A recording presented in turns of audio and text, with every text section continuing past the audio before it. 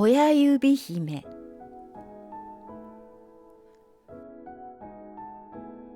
あるところに子供の欲しい女の人がいました。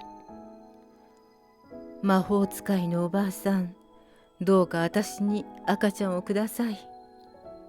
では、この麦を植えてごらん。魔法の麦を鉢に植えると、たちまちきれいな花が咲きました。花びらの中には親指ほどの小さな小さな女の子がいます。女の人はその子を親指姫と呼んで大切に育てました。親指姫はとても可愛らしい女の子でした。昼間はお皿に張った水の上を花びらのボートで行ったり来たり、白い馬のたてがみで上手に水をこいで遊びました。夜になるとくるみの殻のゆりかごに揺られてこっくりこっくり眠りにつきました。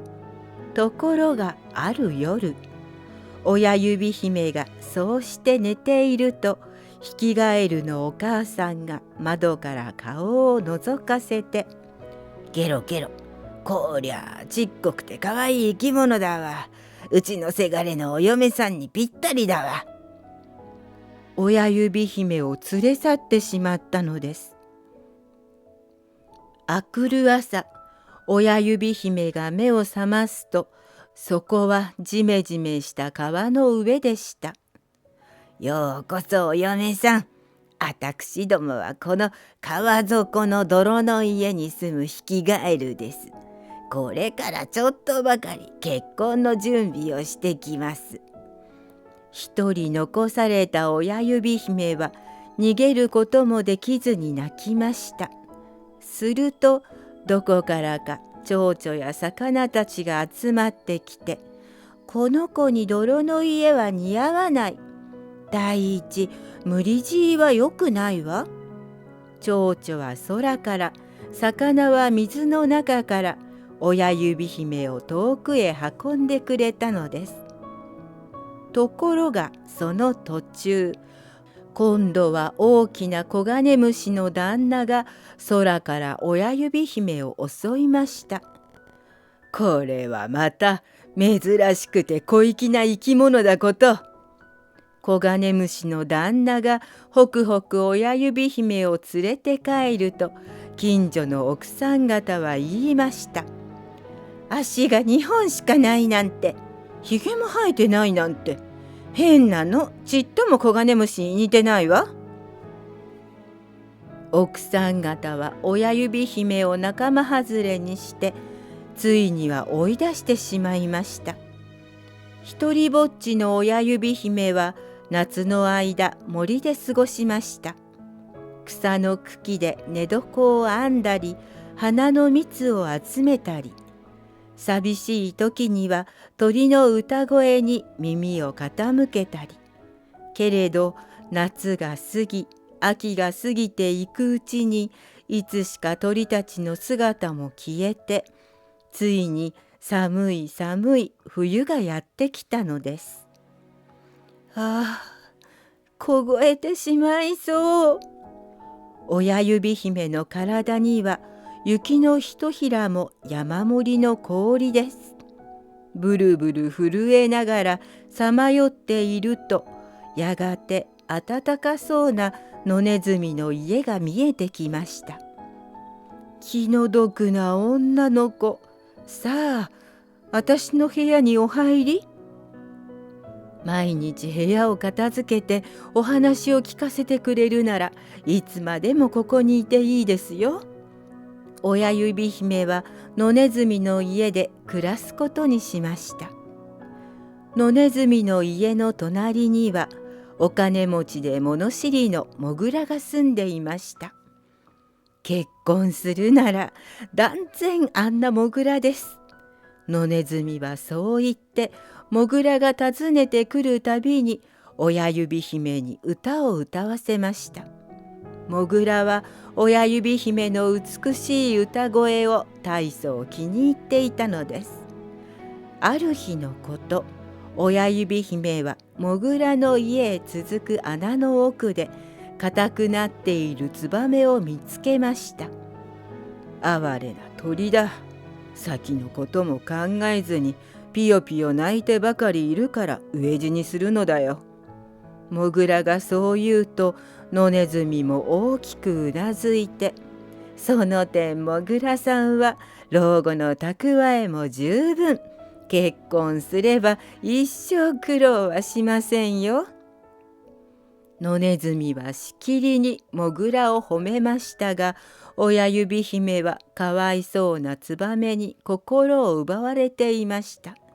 その夜、親指姫は唐草で編んだ毛布を持ってツバメにお別れに行きました。さようならツバメさん。寂しかった夏、明るい歌声で私を慰めてくれてありがとう。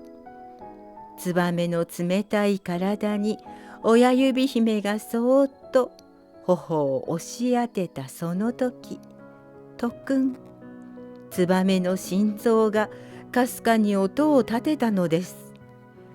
生きてるわ。それからというもの、親指姫はせっせと看病に通い、ツバメはみるみる元気になりました。ありがとう小さなお嬢さん。僕は羽を傷つけて仲間と一緒に南の国へ帰れなかったんだ。すっかり仲良しになったツバメに親指姫は何度も言いました。春が来たら仲間のところへきっと帰れるわ。やがて雪が止み、氷が溶けて春になりました。さようなら、優しい人。ツバメはピヨピヨ歌いながら緑の森へと飛んでいきました。夏になると野ネズミが言いました。秋が来たらお前とモグラさんの結婚式ですよ。糸を紡ぎ花嫁衣装を縫いながらも親指姫は悲しくてなりませんでした。モグラは立派な紳士ですが、モグラだけあって太陽や花が嫌いなのです。結婚したら一生深くて暗い穴の底で暮らさなければなりません。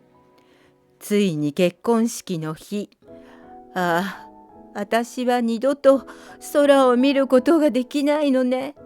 さようならお日様、さようならツバメさん。親指姫は麦の刈り跡に咲いた一輪の花を抱きしめて言いました。どうかあのツバメさんに伝えてね。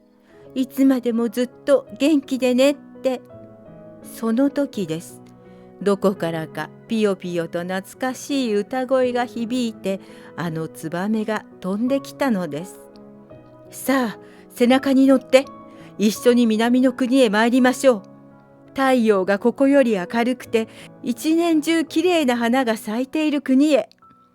ツバメは空高く舞い上がりました。森を越え、山を越え、湖を越えてぐんぐん飛んでいきます。そしてとうとう花や果物の香りに満ちた南の国へたどり着きました。そこには親指姫と同じくらい小さな妖精の王子様がいました。王子様は親指姫を見るなり言いました。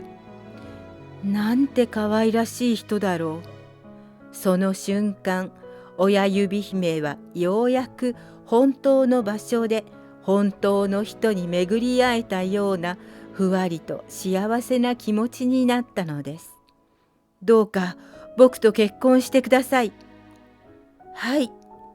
金の冠と美しい翼を授かった親指姫にツバメも喜びの歌を贈りました。